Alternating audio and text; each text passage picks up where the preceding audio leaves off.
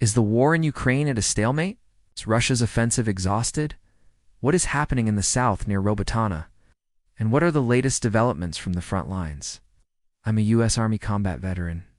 It's August 2025. This is your daily Ukraine update. Let's get into it. Okay, first let's take a look at the control map.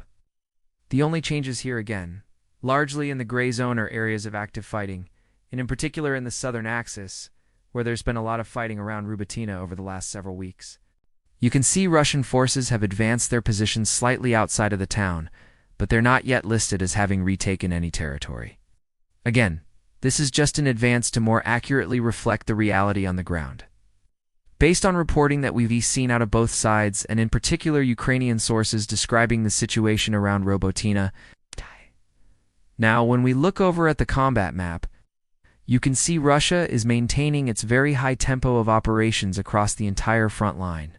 In fact, it looks like they were going even higher than they were yesterday, with almost 60 combat engagements taking place across the front lines, which actually is interesting. And one thing that could explain this increase in Russian combat engagements is the fact that they are going on the offensive. But more interestingly, they're trying new tactics in the face of continued Ukrainian resistance, in particular around Robotyne. What I thought was really interesting here is if we look down at the directions of these attacks, you can see that Russia has completely changed its approach here. They're no longer just attacking head-on. And what I mean by that is, you'll notice that for some time now, we've been watching Russian forces attack Ukrainian positions just due east of Robotyne, right? And again, you can see all these different axes of attack from Stalingrad to Donetsk to Luhansk. But the problem is they've encountered stiff Ukrainian resistance and haven't made any real gains. So instead, what Russia appears to be doing now is trying to conduct these attacks from multiple directions. So you can see they're attacking from the east, but also from the north and from the west. Even sending troops across the Inholets River, which may indicate that they trying to conduct an encirclement, or at least put pressure on Ukrainian flanks and rear elements who are manning these trenches that run parallel to the river. So it's probably too early to tell. We haven't seen any significant shifts in the control map.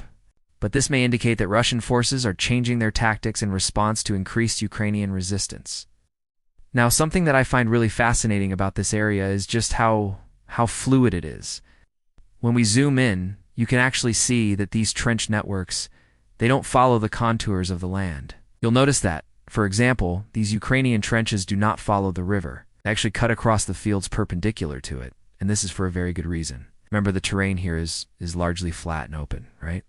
There aren't many natural defensive positions. So instead, what you need to do is dig in perpendicular to the road, because the better you can stop enemy tanks from traversing your battlefield, the more effective your defensive position will be. And so what that means is that you need to construct trenches that are built perpendicular to roads and open fields. And that's exactly what these are. And then you can see Russia is trying to advance through these trench networks. And again, as you can see, they're advancing, but they're not able to really make any significant gains. And this is, I think, probably indicative of the overall situation on the front lines right now. When we look over at War Mapper, you can see that the biggest area of fighting again is still Bakhmut. And while Russian forces continue to push in Bakhmut, it's at a much lower level than we've seen in the past. And I think it's probably indicative that Russia has largely exhausted its offensive capabilities here. And when we look over at the news side, you can see that Russia is continuing to tout its attacks on Ukrainian infrastructure. Now, some of these claims are almost certainly exaggerated, but it seems clear that Ukrainian air defenses are currently stretched thin and unable to defend against every single incoming missile. Now, fortunately, it does appear that most of these missiles are being shot down. But unfortunately, some are getting through, causing damage and casualties. What I thought was really interesting is that there is a lot of reporting right now about the increased number of Kh-101 cruise missiles that Russia is launching. And what is interesting about this is that the Kh-101 cruise missile is specifically designed to circumvent Ukrainian air defenses. They fly at a very low altitude, less than 50 feet, which makes them very difficult to detect on radar. And they fly at subsonic speeds, which makes them difficult to track and intercept. And again, these Kh-101 cruise missiles, they fly at low altitudes, subsonic speeds, which makes them difficult to detect and intercept. They have a range of about 1,500 miles, which allows Russia to strike targets deep inside. Ukraine without having to send its bombers anywhere near Ukrainian airspace. And in fact, reports indicate that these Kh-101 cruise missiles are being launched from Alenia and Engels air bases deep inside Russia, which again allows them to target Ukraine without having to fly their bombers over the border. And this is something that's going to become increasingly difficult for Ukraine to defend against, especially as Russia continues to produce more and more of these cruise missiles. And that's why you're seeing Russia launch wave after wave of cruise missiles against Ukraine, because Ukraine simply cannot defend against them all. Now, fortunately, the Kh-101 cruise missile is not as accurate as, say, the Iskander-M ballistic missile. These have an accuracy of about 30 feet, whereas the Iskanders are much more accurate. But they're still quite accurate enough to cause damage when they hit their targets. And that brings us to the question of the day, which is what is the significance of the fighting around Roboton? And I think it's important to understand that this is a battle within a battle, right? This isn't the main effort. The bulk of Russian forces are still focused on Bakhmut, although that focus is ebbing somewhat. And I think the reason Russia is pushing so hard here is that they need to demonstrate some sort of success.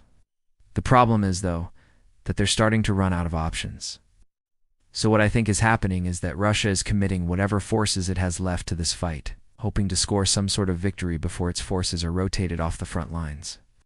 And what's interesting is that it seems like Ukraine understands this. According to a number of Ukrainian officials, they're just letting Russia exhaust itself, right?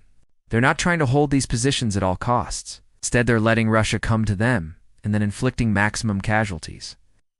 And this is, I think, a tacit admission on Ukraine's part that this war is likely going to turn into a war of attrition. And that's bad news for Russia because Ukraine has the support of the West, whereas Russia does not. So Ukraine will be able to replenish its equipment, munitions, and personnel faster than Russia, which means that Russia needs to end this war on its terms sooner rather than later. But what's really interesting is that Ukraine knows this as well, and is playing right into it. It's allowing Russian forces to expend their resources and manpower on these offensives that ultimately aren't going to go anywhere. So I think that this is a really cynical development. But at the end of the day, it's not surprising. This is what we would expect from both sides.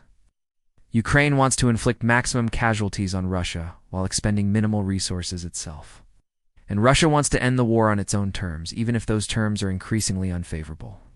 Anyway, guys, that is all I had for you for today. Of course, if you want access to the uncensored combat video breakdowns, it's the kind of thing that won't be shown here, but otherwise, thank you so much.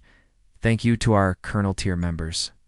Thank you to our Lieutenant tier members, and thank you to all the members. Couldn't do this without you guys. I'll see you in the next one. Cheers.